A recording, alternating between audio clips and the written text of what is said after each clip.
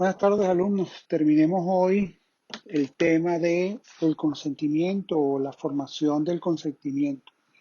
Y conforme quedamos en la clase pasada, solo estaba pendiente de hablar de cómo se forma técnicamente el consentimiento. Y esto parece un tema menor o un tema fácil de discutir, porque la mayoría de las veces están las dos partes una frente a la otra, que el consentimiento se forma de manera inmediata porque hay un contacto directo entre las partes. Pero no necesariamente esto siempre es así. Para que la manifestación de voluntad de cada una de las partes contratantes forme técnicamente el consentimiento, lo primero que es necesario tener en cuenta es que esas voluntades se deben combinar o integrar. Es decir, si yo les digo a ustedes, yo te vendo mi carro, placa tal, modelo tal, de tal año, en $1,000, y tú me dices, bueno, yo te lo puedo comprar en 700, ahí no están integrados o combinados los consentimientos, porque yo estoy dispuesto a vender en 1,000 y usted está dispuesto a comprar en 700.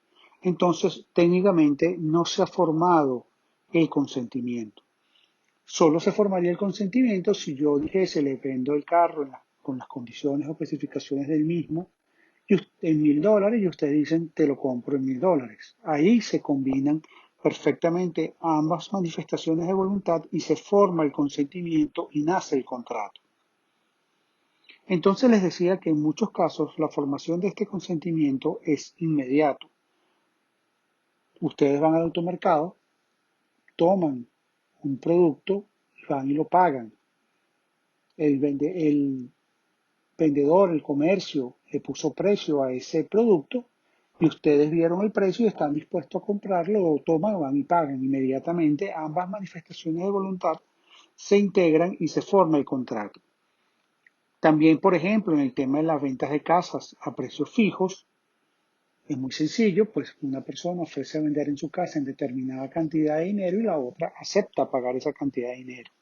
O en los arrendamientos, cuando una parte dice, bueno, alquilo mi galpón o alquilo mi determinado bien en el monto X, a un canon X, pues es muy sencillo, la otra persona acepta pagar ese canon mensualmente o trimestralmente o como se haya pactado y fácilmente se determina el momento o la forma en que se produjo una oferta y en el momento en que se produjo su aceptación.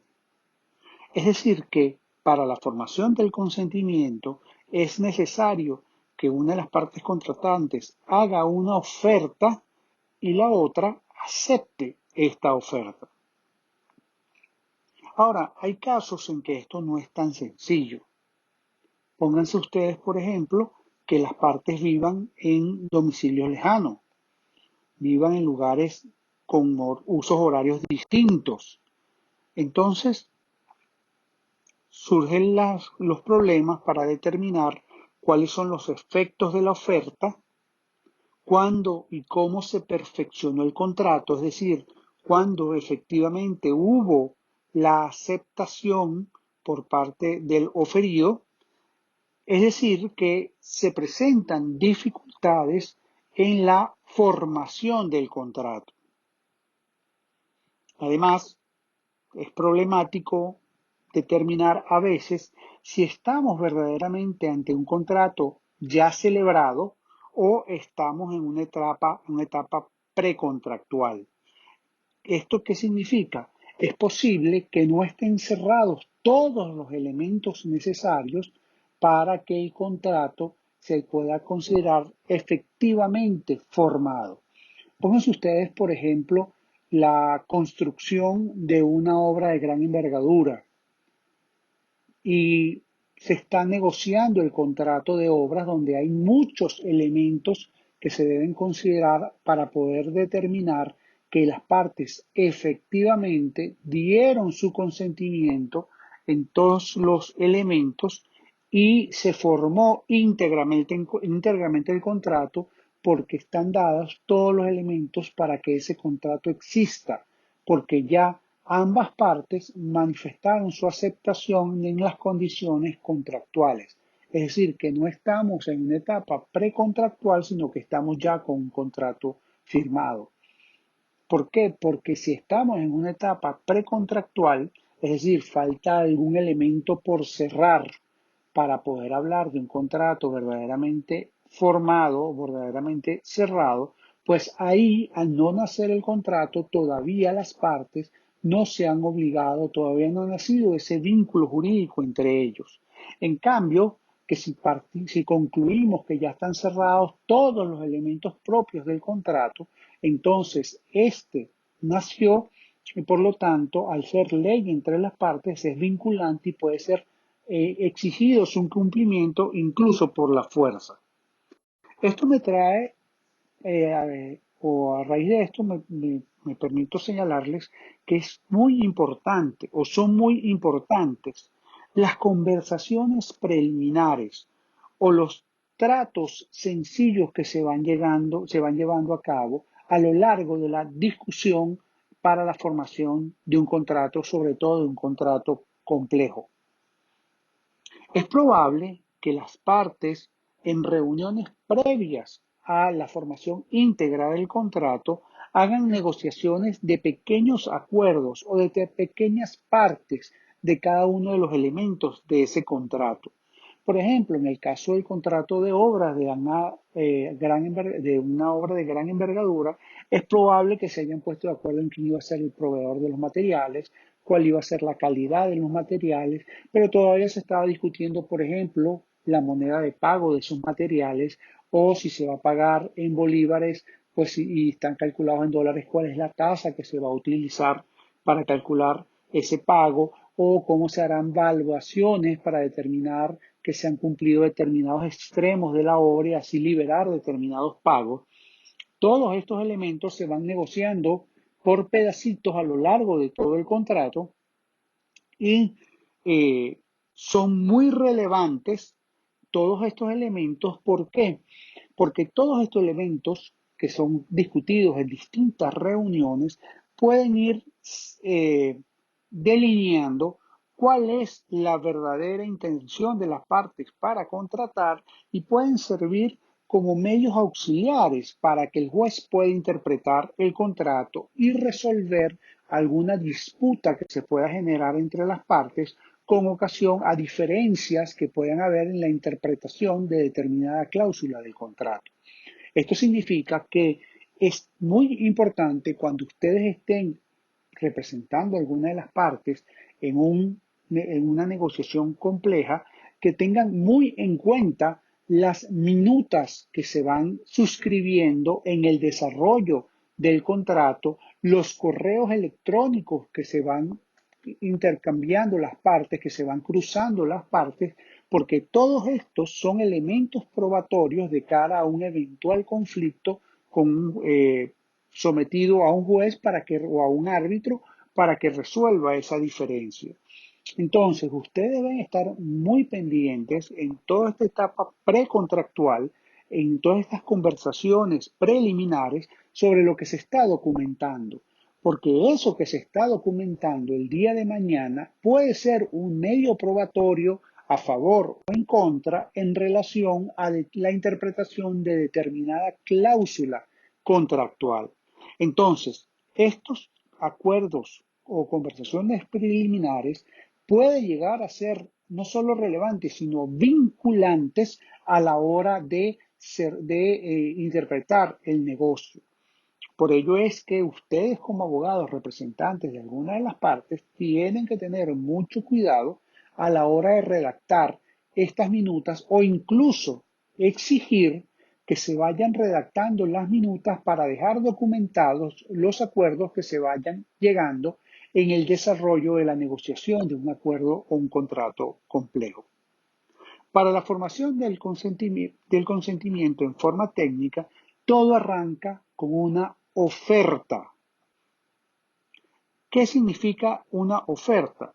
Bueno, es una propuesta, una solicitación dirigida por un sujeto a quien llamaremos oferente, proponente o policitante a otra persona que es, llamaremos, destinatario u oblado, quien la puede aceptar o no.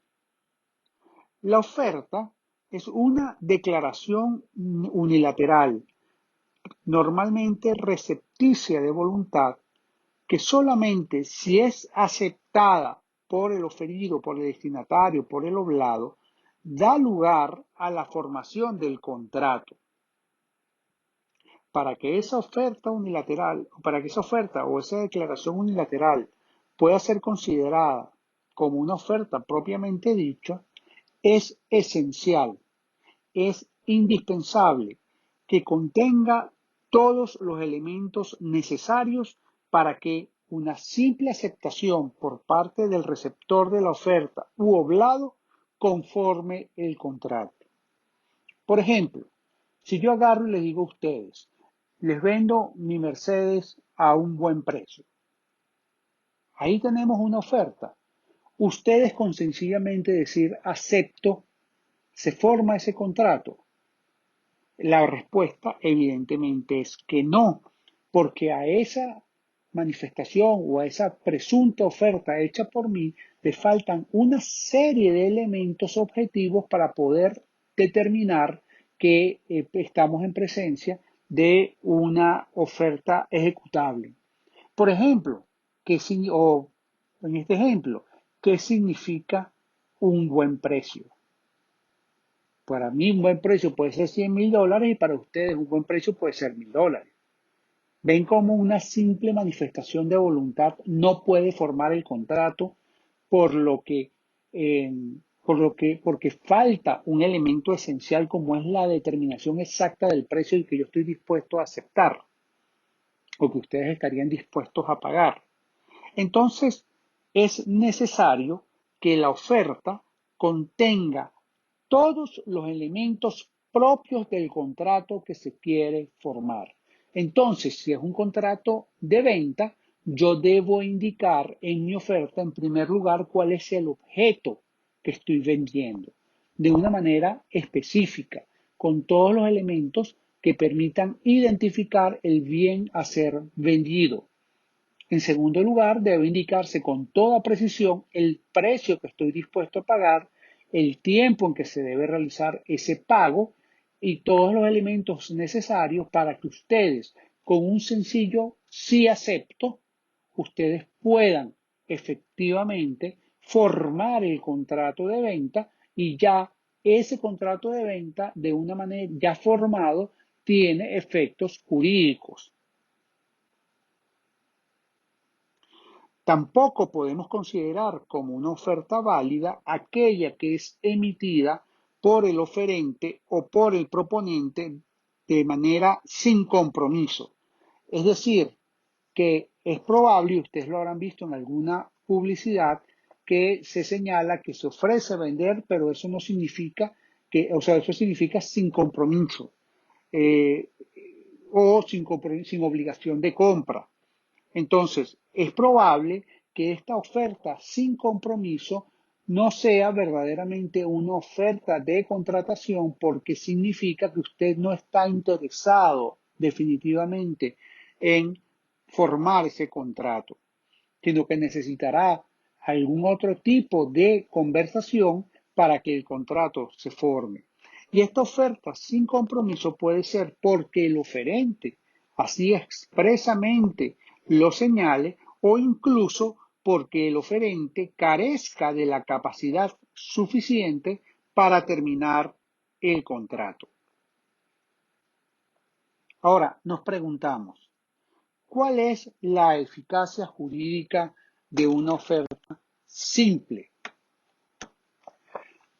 Fíjense que mientras que la oferta no sea aceptada por el eh,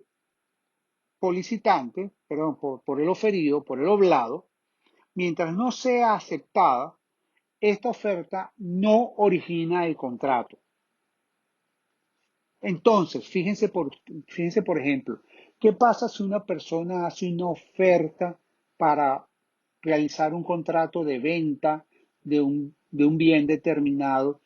Y en el transcurso o mientras se está pasando, antes que el oferido manifieste su voluntad, el oferente fallece. El contrato no se ha formado. Y como el contrato no se ha formado, porque para que el contrato se forme es necesario que el oferente reciba la aceptación de la oferta por parte del oferido, entonces ese contrato al no estar formado no tiene ningún tipo de efecto jurídico y por lo tanto los herederos del oferente no estarán obligados a respetarlo. De la misma manera, si el oferente es declarado incapaz o es incapacitado antes de la aceptación de la oferta, la misma no es exigible. Además, el solicitante u oferente puede revocar la oferta antes que ésta sea aceptada por el destinatario u oblado, conforme al 1137, parágrafo tercero del Código Civil venezolano. Fíjense ustedes entonces que la simple oferta como tal no origina el nacimiento de la obligación, no forma el contrato. En materia mercantil existe una regulación especial para la oferta. ¿Por qué? Porque se entiende que en materia mercantil es muy común que hayan ofertas y aceptaciones que son propias del tráfico comercial. Es por eso que el legislador haya establecido normas necesarias para la buena marcha de los negocios y otorgue plazos para que el destinatario de la oferta pueda estudiarla y manifestar de una manera libre y sin que haya error alguno su voluntad de formar el negocio. En materia mercantil, estas disposiciones de la oferta las encontramos en los artículos 110 y 111 del Código de Comercio.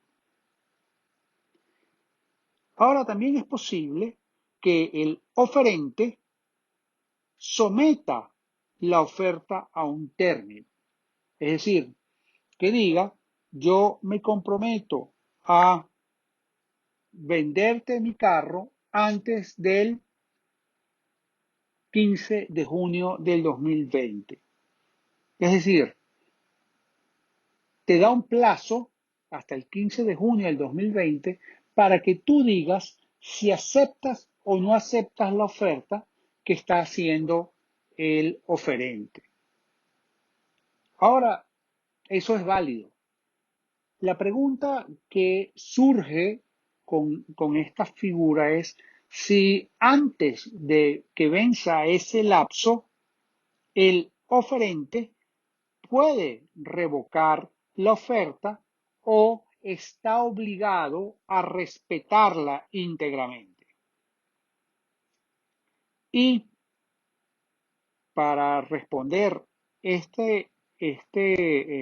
pregunta o esta duda, se han originado tres teorías. La primera señala que si el oferente hace una oferta a plazo o a un plazo para culminar el negocio y después se retracta señalando que no está interesado o no va a cumplir el plazo otorgado y revoca la oferta antes del término que él mismo ha dado, entonces en ese caso el destinatario tiene derecho a que el oferente le indemnice los daños y perjuicios que esta revocatoria de la oferta le haya generado, con fundamento en el artículo 1185 del Código Civil. Es decir, que supone que hay una responsabilidad civil extracontractual. ¿Por qué? Porque el contrato como tal no se ha formado porque la oferta no había sido aceptada y esa aceptación no había sido comunicada al oferente y por lo tanto, al haber sido revocado, el contrato nunca se formó. Sin embargo, el oferido tiene el derecho a que se le indemnice los daños, incluyendo cualquier lucro cesante que se hubiese generado. Por ejemplo, si yo les digo a ustedes, yo les vendo mi Mercedes a $10,000 y les doy hasta el 15 de junio para que me digan si aceptan o no aceptan comprar mi Mercedes. Y ustedes, teniendo la oferta en mano, se voltean y tratan de revender el carro y logran revenderlo en $50,000 porque consiguieron un comprador que lo quiere, que está dispuesto a pagar esa cantidad de dinero. Ustedes en ese negocio se hubiesen ganado $30,000. Los 10,000, los 40,000 que van a recibir del comprador y menos los 10,000 que van a tener que pagarme a mí. Pero resulta ser que yo antes del 15 de junio les digo, mira, un momentico, revoco la oferta y se cae el negocio que ustedes tenían con la otra persona. De acuerdo a esta tesis, mi incumplimiento del plazo originaría en ustedes el derecho a cobrar el lucro cesante, es decir, el dinero que se iban a ganar por la reventa del vehículo, toda vez que yo incumplí con mi obligación de respetar el término que les había acordado para que ustedes manifestaran la aceptación de la oferta. ¿Qué se le critica a esta tesis?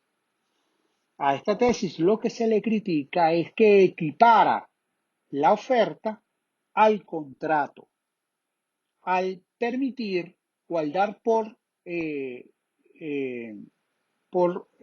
formado el contrato, porque al dar por formado el contrato les nace a ustedes el derecho justamente a ese lucro cesante. Si sostenemos que no hay contrato, entonces ustedes como tal tenían era una expectativa de tener un contrato, pero no tenían un contrato como tal y por lo tanto no se ha causado ningún daño. Entonces la crítica que se le hace a esta tesis es que equipara el contrato a, eh, a la oferta. Y la oferta como tal no es el contrato en sí mismo, porque para que éste se forme es necesario, es indispensable que la contraparte haya manifestado su aceptación y que yo la haya recibido. Entonces la primera tesis equipara el incumplimiento del término por parte del oferente a un incumplimiento, a una obligación de naturaleza extracontractual y origina el pago de daños y perjuicios con fundamento en el 1185 del Código Civil venezolano. La segunda tesis o teoría sostiene que cuando hay una oferta sometida a término, estamos ante un antecontrato. Es decir, según esta tesis, cuando yo hago una oferta y esta oferta la someto a un término, en verdad lo que está ocurriendo es que estamos ante dos ofertas. La oferta de contratar, es decir, la manifestación del oferente o la intención del oferente de involucrarse en un contrato con usted, y esta oferta de contratar está sometida a la aceptación por parte del oferido para que se forme el contrato, y una segunda oferta que es la oferta de obligarse a mantener el plazo que expresa el plazo que se le ha concedido al oferido para que acepte o no la oferta en cuestión.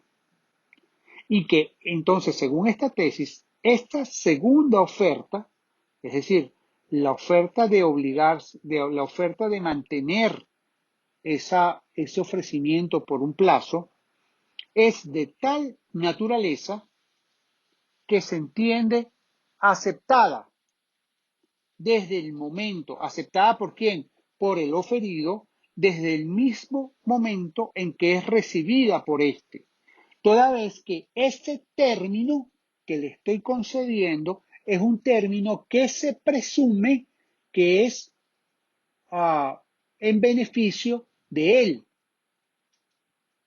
porque no le cuesta nada, porque es una manifestación unilateral del oferente, y porque entiende que lo que está detrás de ese tiempo, de ese término, es la oportunidad para el oferido de reflexionar sobre las ventajas y desventajas que la oferta contiene. Entonces, según esta tesis, estamos ante un antecontrato que se formó, ese antecontrato se forma por la aceptación implícita por parte del oferido del término que le fue concedido. Y por ello, al existir ya un antecontrato de respetar ese término, el oferente no podría suspender, el oferente no podría revocar el término que le otorgó el oferido para aceptar la oferta. A esta tesis se le critica que parte o se fundamenta en voluntades presuntas, presumidas, indemostrables, toda vez que se fundamenta en que supuestamente el término ya es previamente aceptado por el oferido independientemente que manifieste o no su voluntad. La tercera tesis es la teoría de la naturaleza unilateral de obligarse. Señala esta teoría que desde el momento en que se emite la oferta con plazo, ésta debe considerarse a quien la hizo como obligado a mantenerla por dicho plazo estipulado, con total independencia de la aceptación o no por parte del oblado de la oferta inicial.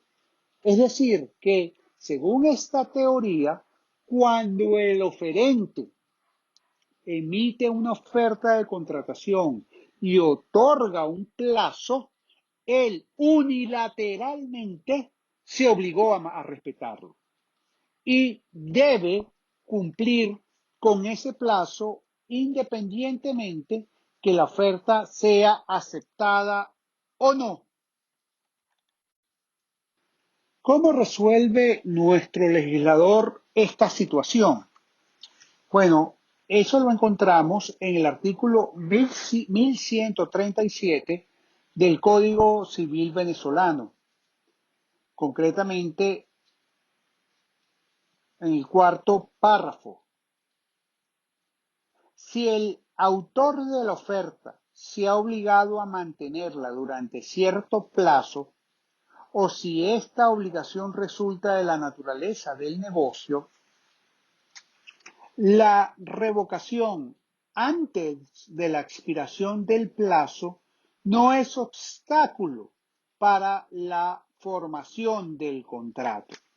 Es decir, da a entender este artículo que estamos en presencia de una, de una oferta o de una obligación unilateral por parte del oferente de respetar ese plazo.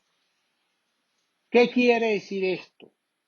Que si yo le doy el plazo hasta el 15 de junio para que ustedes manifiesten si quieren comprar o no mi vehículo en las condiciones en que les hice la oferta, si yo revoco esa oferta antes del 15 de junio, basta con que ustedes digan acepto para que el contrato se entienda formado.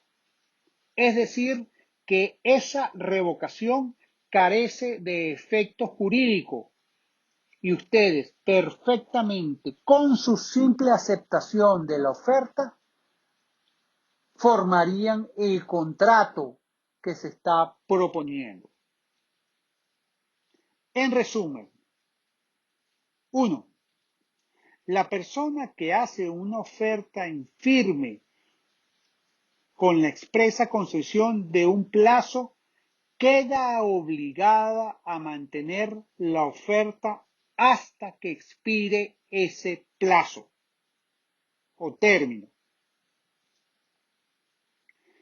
2. Vencido el plazo, no solo puede revocar la oferta, sino que la expiración misma del plazo concedido hace caducar la oferta por parte del oferente. 3. La aceptación de la oferta dentro del plazo establecido origina la formación del contrato. Por lo tanto, no solo no puede revocarse la oferta, sino que además hace innecesario el pago de indemnizaciones alguna. ¿Por qué? Porque lo que ocurrió efectivamente es que el contrato nació y lo que procede es la ejecución de ese contrato, así sea por la fuerza. 4. La oferta con plazo de opción es un negocio jurídico unilateral recepticio. Su efecto jurídico está supeditado a que el destinatario reciba la oferta y manifieste su aceptación. Para que pueda ser revocada la oferta, es necesario para la revocatoria que se haga antes de que sea recibida la oferta por el oferido. Es decir, que si la oferta de contratación es revocada y dicha revocación es manifestada y conocida por el oferido antes de la recepción de la oferta, esa revocatoria es válida. Quinto, tanto la oferta como su aceptación son declaraciones de voluntad recepticia, es decir, que se necesita que el quien recibió la oferta manifieste su aceptación, sin lo cual no se formará el contrato. 6. La aceptación recibida tardíamente crea en el oferente un derecho, una potestad de validar o no dicha aceptación. Es decir, que el el oferente que recibe la aceptación fuera del plazo de la oferta puede elegir, según su voluntad, dar por revocada la oferta o aceptar la aceptación y formar el contrato. Solo que para ello tiene que notificar a la contraparte que aceptó la aceptación tardía y se formó el contrato. Si no manifiesta al oferido que acepta la aceptación tardía, todavía el contrato no se ha formado. 7. Una aceptación que se emite en tiempo, pero que es conocida por el oferente fuera del plazo, se entiende como una aceptación tardía. Si yo les digo a ustedes que les voy a vender mi carro y que tienen hasta el 15 de junio para aceptar o no la oferta, y ustedes hoy, que es 28 de mayo, aceptan la oferta y me mandan esa aceptación por hipostel y la aceptación me llega a mí después del 15 de junio, esa aceptación se entiende igualmente recibida de manera tardía, lo que se traduce en que yo como oferente tendré el derecho de elegir entre formar el contrato, en cuyo caso tengo que notificarles a ustedes que acepto la oferta tardía, o dar por extinguida la oferta porque la recepción de su aceptación fue tardía.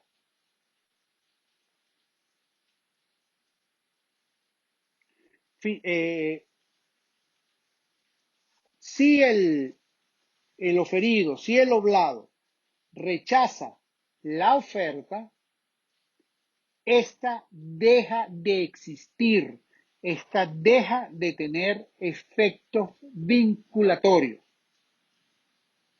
En el mismo momento que el oferido rechaza la oferta, ya esta deja de tener efecto. No importa que después recapacite y señale que quiere contratar, porque rechazada la oferta ya se entiende también, ya se entiende que no puede haber contrato hasta que haya una nueva oferta que genere el efecto vinculatorio. Hablamos que para la formación del consentimiento tenemos por un lado la oferta, pero también tenemos la aceptación. Es decir, que para que se forme el consentimiento de manera técnica, es necesario que el destinatario de la oferta la acepte. Y esta aceptación debe tener como característica fundamental que debe ser pura y simple. Pues si hay algún cambio en si hay algún cambio en la respuesta que da el oferido, entonces no estamos en presencia de una aceptación, sino que estamos en presencia de una nueva oferta. Si yo les digo a ustedes, les vendo mi Mercedes en $100,000 y ustedes me dicen, te lo compro en 75,000, ahí lo que hay es una nueva oferta por parte de ustedes. La oferta de comprar mi carro por $75,000. Y yo puedo aceptarle, decir, ok, está bien, la acepto, con lo cual ya el contrato de venta se perfecciona, o yo puedo rechazarla, con lo cual esa oferta quedará sin efecto vinculatorio. Esta aceptación puede ser directa o expresa, ok, te la acepto, o indirecta. ¿Cómo es indirecta? Cuando hay ejecución previa del contrato por parte del oblado. Si yo les digo a ustedes, yo les quiero contratar para que me hagan una pared de 2 metros en mi casa, y ustedes no me manifiestan la aceptación, pero empiezan a a comprar el material y se presentan en mi casa ya para hacer la obra que yo estoy ofreciendo, contratarles, en ese momento ha habido una aceptación indirecta por parte de ustedes.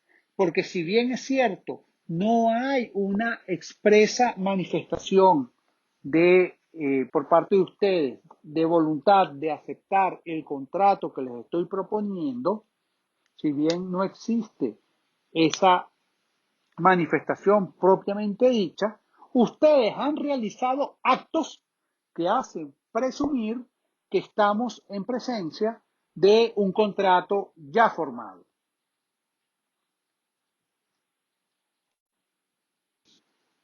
¿Cuál es la oportunidad para la aceptación?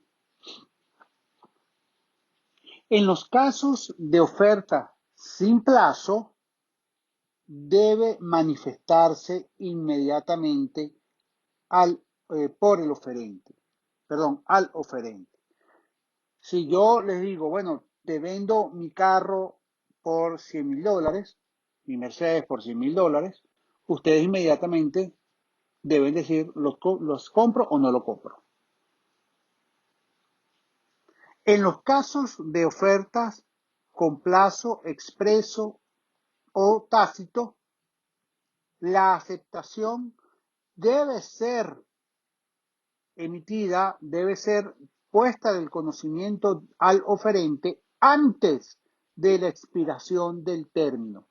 Porque conforme vimos hace unos minutos, si es recibida por el oferente luego del vencimiento del plazo, le es potestativo a él aceptar o no la formación del contrato. En los casos de ofertas sometidas a condición resolutoria, la aceptación debe ser expresada antes de cumplirse la condición. Antes vimos la posibilidad de revocar la oferta. Y entonces nos preguntamos, ¿la aceptación puede ser revocada? Bueno, en primer lugar, una vez recibida la aceptación de la oferta por el oferente, la consecuencia jurídica es que el contrato es perfecto. Esto significa que el mismo ya se ha formado, ya tiene efecto jurídico y que solo podría revocarse por el mutuo consentimiento de las partes o resolverse por alguna causa autorizada por ley. Es decir, que si el oferente recibe la aceptación de la oferta del oferido, ya el contrato es perfecto, es válido y no puede revocarse la aceptación porque no tiene sentido, porque ya lo que existe es un verdadero contrato. Antes de recibir la aceptación por el oferente, el oblado u oferido puede revocar la aceptación, porque la aceptación solo origina efectos jurídicos cuando es comunicada al destinatario, esto es, al oferente.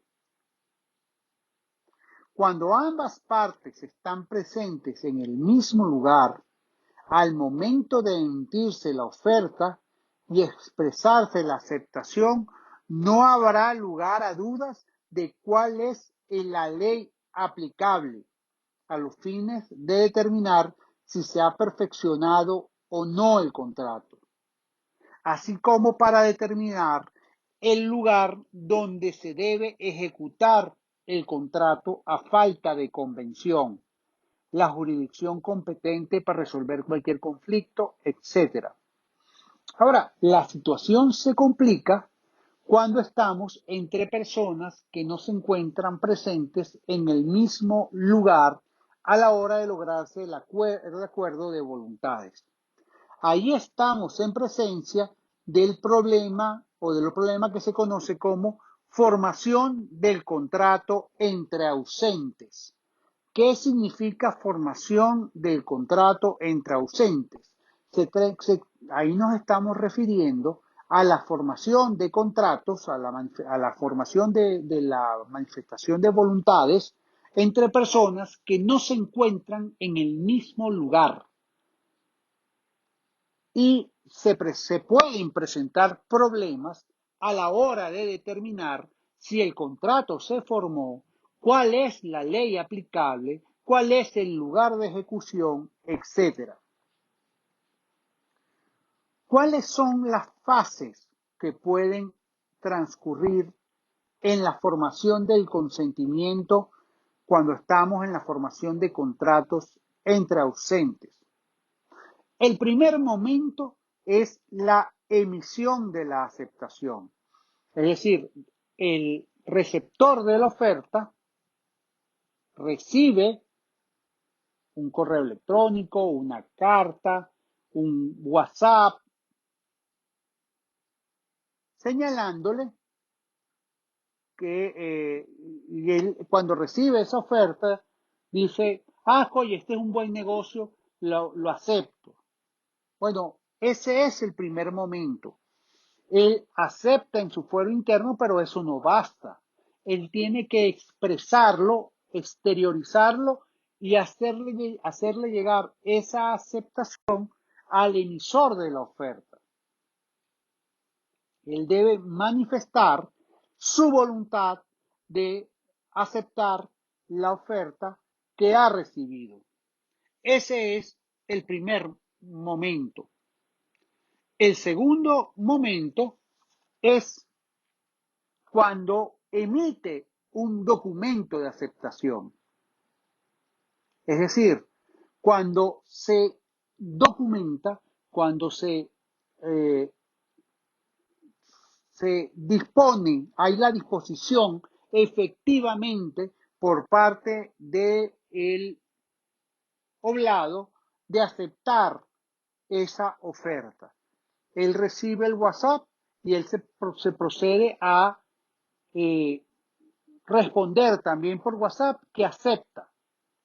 Emite un documento, así sea electrónico, aceptando la oferta. El tercer momento que podríamos ubicar en esta cadena es la recepción o llegada del documento de aceptación al oferente. Es decir, no basta con que yo redacte el documento, redacte el WhatsApp aceptando el negocio. Es necesario, además, que ese WhatsApp o que esa aceptación documentada llegue al oferente, sea recibida por el oferente. Y el cuarto momento que podríamos ubicar en esta cadena de eventos es que no solo sea enviada, no solo acepto la oferta, después de aceptar la oferta hago el documento de aceptación de la oferta. Después de documentar la oferta, envío ese documento de oferta al oferente. Bueno, el cuarto momento es que el oferente efectivamente tenga conocimiento de esa aceptación de la oferta, que lea en su WhatsApp la aceptación por parte del oferido. Ustedes se preguntarán, bueno, profesor, pero ¿esto por qué es importante? Bueno, fíjense, ¿qué pasa si entre el momento en que se emite la aceptación, es decir, el oferido está redactando la aceptación de la oferta, y el momento en que esta aceptación es recibida por el oferente? ¿Qué pasa si entre esos dos momentos hay un cambio en la ley que regula ese negocio? Porque el contrato se rige por la ley vigente al momento de su formación, mientras que la oferta no sea recibida por el oferente, el contrato aún no se ha formado. ¿Qué pasa si en el interín hay un cambio de legislación que modifica sustancialmente las condiciones económicas del contrato y a alguna de las partes no le es negocio relacionarse u obligarse de esa manera? ¿Ven por qué es importante? Además, ¿cuándo es eficaz la revocación de la oferta o de la aceptación? Yo no puedo revocar la oferta si esta oferta, si ya me ha sido comunicada la aceptación por parte del oferido, porque ahí ya se formó el contrato. De la misma manera, el oferido no puede revocar su aceptación si ya yo tengo conocimiento de la aceptación de la oferta. ¿Por qué? Porque en ese momento ya tenemos un contrato que existe en el mundo jurídico. Por eso es importante ver en qué momento de esto que estamos hablando se llevó a cabo la revocación de la oferta o de su aceptación. Sirve además para determinar el tribunal competente por el territorio, para determinar cuál era la capacidad de los contratantes, para determinar qué pasa si ocurrió la muerte de alguno de las partes involucradas en esa policitación u oferta. Sirve para determinar cuándo comienza a correr algún lapso de caducidad o prescripción. Determina cuáles son quien asume los riesgos de la cosa. Imagínense ustedes que aceptan la compra del Mercedes y el mismo se pierde por una causa no imputable al oferente. Si ya yo recibí la oferta, ya se formó el contrato y al formarse el contrato de venta, ya la cosa le pertenece al comprador desde el mismo momento en que yo como oferente recibo la aceptación por el comprador y por lo tanto los riesgos de la cosa quedan en cabeza del oferido o oblado. Entonces ven ustedes cómo esto es importante, determinar en qué momento estamos para ver cómo se distribuyen los riesgos. ¿Cómo se resuelven estos problemas en nuestra legislación? Nuestro código toma la solución del problema con el sistema de la información efectiva. Es decir, que en el momento en que yo efectivamente conozco la aceptación, yo como oferente, conozco la aceptación por parte del oferido de su aceptación del negocio propuesto, en ese mismo momento que yo conozco, ya el contrato se forma. Pero nuestro legislador crea una presunción juris tantum, es decir, que admite prueba en contrario, de conocimiento de la aceptación, presunción que se toma en función a que a partir del instante en que la aceptación es recibida por el oferente en su dirección, se entiende que la misma ya formó el contrato. Es decir, si yo les envío un correo electrónico ofreciéndoles venderle mi carro, mi Mercedes en $50,000 y ustedes sobre el correo electrónico que yo les envié me devuelven y me dicen acepto la compra, acepto comprarle su carro, profesor, en $50,000 y me devuelven el correo electrónico, desde el momento en que ese correo electrónico está en mi buzón, en mi dirección electrónica, en ese mismo momento el legislador presume que yo tuve conocimiento de esa aceptación y el contrato ya se da por formado. ¿Esto por qué? Esto tiene su fundamento en el hecho que el legislador estima que un buen padre de familia suele tomar prontamente conocimiento de los correos, de los documentos que le llegan. Y no reconocer esto sería dejar a la sola voluntad del oferente el perfeccionamiento del contrato. Fíjense ustedes que entonces, si no existiese esa disposición, con solo yo no abrir el correo, el contrato nunca se forma. Y entonces dejo pasar el tiempo y después digo que expiró la oferta. Eso no es lo que quiere el legislador. El legislador presume que una persona responsable, cuando recibe una respuesta a un correo, en ese mismo momento, él está interesado, si es alguien, un buen padre de familia, en conocer cuál es la condición de esa oferta, si la misma fue aceptada o no. Por eso es que nuestro legislador supone que se entiende recibida o conocida la aceptación de la oferta desde el mismo momento que la misma es recibida en la dirección o en el domicilio del oferente. Fíjense que dice el artículo 1137 del Código Civil.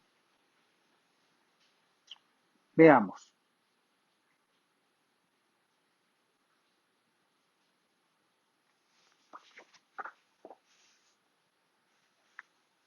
El contrato se forma tan pronto como el autor de la oferta tiene conocimiento de la aceptación de la otra parte. Ahí vemos entonces cómo el conocimiento efectivo por parte del oferente ya hace el nacimiento del contrato.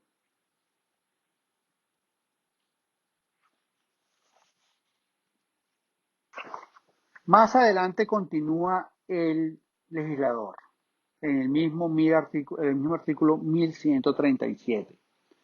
La oferta, la aceptación o la revocación por una cualquiera de las partes se presume, y esta es una presunción juris tantum, conocida desde el instante en que ellas llegan a la dirección del destinatario. Entonces, fíjense ustedes que ahí ya hay una presunción de conocimiento. A menos que este pruebe, y ahí por eso digo que es una presunción juris tantum, haberse hallado sin su culpa en la imposibilidad de conocerla. Él tendría que demostrar que estuvo imposibilitado de conocer la respuesta a esa oferta.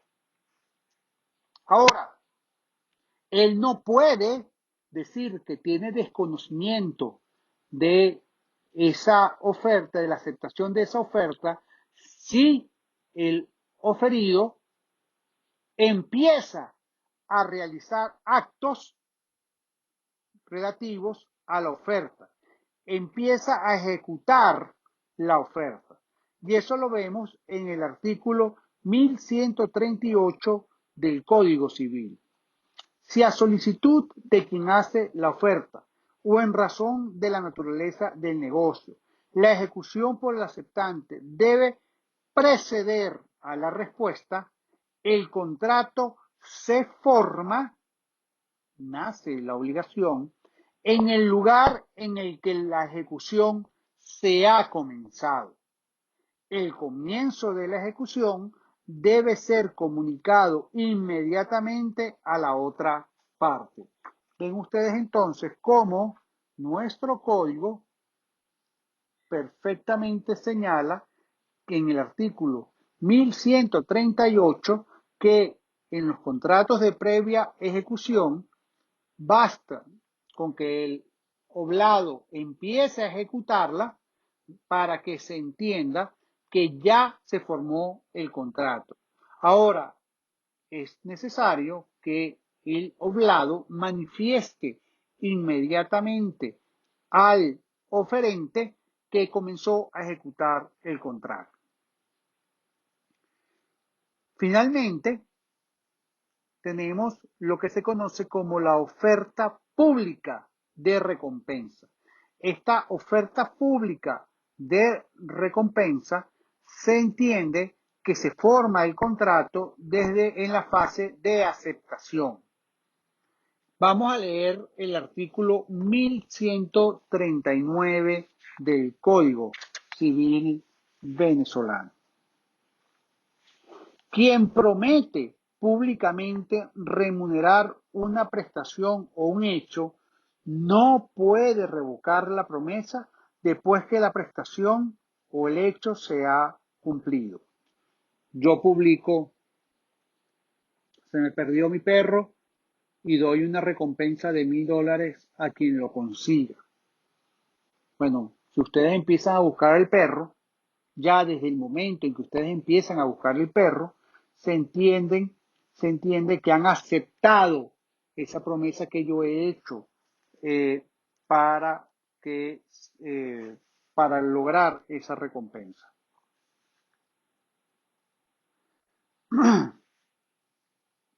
La revocación hecha con anterioridad debe fundarse en una causa, en una justa causa, y hacerse pública en la misma forma que la promesa o en una forma equivalente. Eso significa que yo, en los mismos sitios donde puse la recompensa, debo colocar que estoy revocando esa oferta. En este caso, el autor de la revocación está obligado a reembolsar los gastos hechos por aquellos que, de buena fe y ante la publicación de la revocatoria, antes de la publicación de la revocatoria, han comenzado a ejecutar la prestación o el hecho, pero sin que la suma total a reembolsar pueda exceder del monto de la remuneración prometida. Si el oferente de la recompensa la revoca, deberá indemnizar todos los gastos que hayan ocurrido las personas que estaban buscando esa recompensa para lograrla. Por supuesto que debe tratarse de gastos razonables y que las personas deben actuar de buena fe y jamás podrá ser superior al monto de la recompensa prometida. Finalmente, dice el artículo 1139 que la acción por revocación de los gastos, prescribe a los 6 meses de la publicación de la revocatoria. Es decir, usted contará con ese plazo de 6 meses una vez que se haga pública la revocatoria para lograr el reembolso de esos gastos. Sin embargo, ven cómo el contrato comienza a ejecutarse en la fase de aceptación de la oferta pública de recompensa por parte del oblado, de la persona que decide ejecutar o emprender la misión para lograr el rescate que se ha prometido. Con esto terminamos el elemento de formación técnica del contrato y ahora empezaríamos a ver cuáles son esos vicios que podrían estar presentes a la hora de la manifestación de voluntad. Espero que se encuentren todos bien y bueno, nada, quedo pendiente para la próxima clase. Saludos a todos.